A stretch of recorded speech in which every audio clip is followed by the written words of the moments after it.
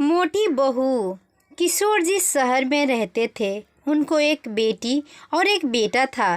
बेटे का नाम अनिल और बेटी का नाम नीला था। उम्र होने पर पहले बेटी की और बाद में बेटे की शादी करवाई। बहू का नाम सीमा था। शादी के 2-3 सालों में ही सीमा का वजन काफ़ी बढ़ गया था और वह पहले से दुगनी मोटी दिखने लगी थी।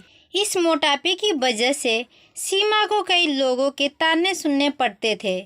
पड़ोसी भी उसे मोटी भैंस कहने में हिचकिचाते नहीं थे।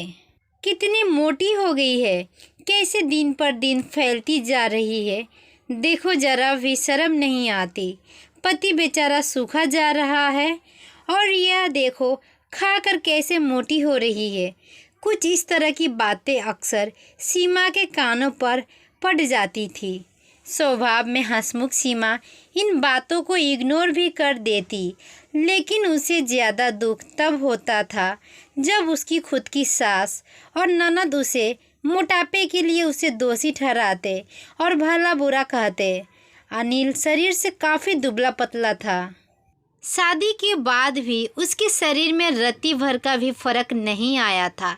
हालांकि सीमा मोटी होती जा रही थी, उसमें उसका कोई भी दोष नहीं था, बल्कि सीमा तो अनिल से भी कम खाना खाती और दिन भर घर के सारे काम करती रहती थी।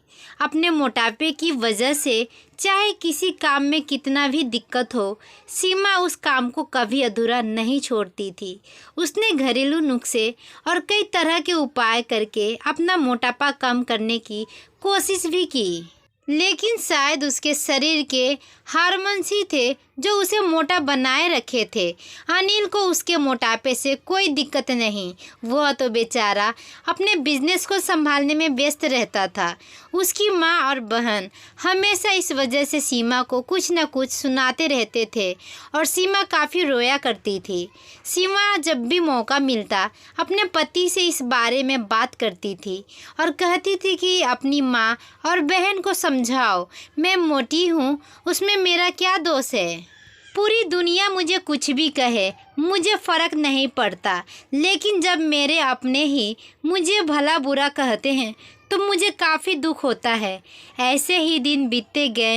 एक दिन सीमा की सास ताज़ी हवा लेने के लिए जब टेरेस पर गई हुई थी, तब वापस लौटते समय उनका पैर फिसल गया और सीढ़ियों से वह गिर गई।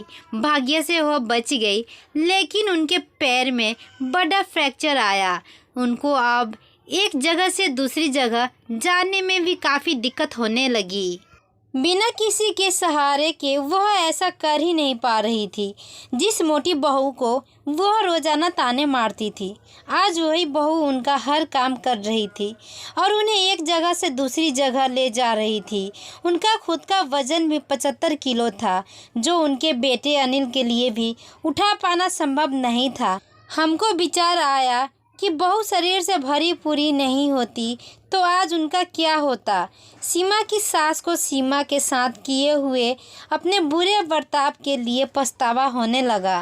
उन्होंने एक दिन मौका देखकर इस बात के लिए सीमा से हाथ जोड़कर माफ़ी मांगी। सीमा ने कहा, अरे माँ जी, आप माफ़ी क्यों मांग रही हैं? आप मुझे समझने लगी, मेरे लिए इतना ही बहुत है। उस दिन के बाद सीमा के साथ में कभी भी उसे उसकी मोटापे की वजह से एक शब्द नहीं बोला, बल्कि तो उन लोगों से लड़ जाती थी जो सीमा को मोटी कहकर उसकी बुराई करते थे। सीमा की ननद भी इस घटना के बाद उसे इस विषय पर कुछ भी ना कह सकी। खुश माजी और सीमा अब पहले की तरह ही सब कुछ भुलाकर खुश रहने लगी। दोस्तों, हमारे समाज में, हमारे आसपास आपको ऐसे कई लोग मिल जाएंगे जो दूसरों को उनके शरीर की बनावट के हिसाब से गलत नाम देते हैं या उन्हें नीचा समझते हैं। किसी की हाइट कम है तो नाटा, किसी का रंग काला है तो कालिया, कोई हेल्दी है तो मोटा, किसी के बाल कम है तो टकला। हमें ऐसी सोच को पूरी तरह ख़त्म करना होगा और यह समझना होगा कि बाहरी स्वरूप ज़्यादा मायने नहीं रखता। मायने रखता है तो भीतरी खूबसूरती, स्वभाव और विचार। तो आशा करती हूँ यह छोटी सी कहानी आपको बहुत ही अच्छी लगी होगी और आपकी क्या राय है हमें कमेंट करके ज़रूर बताइएगा। और वीडियो पसंद आए तो प्लीज़ एक लाइक सब्सक्राइब शेयर ज़रूर कीजिएगा। अच्छे रहिए, स्वस्थ रहिए। जय हिंद, जय भारत।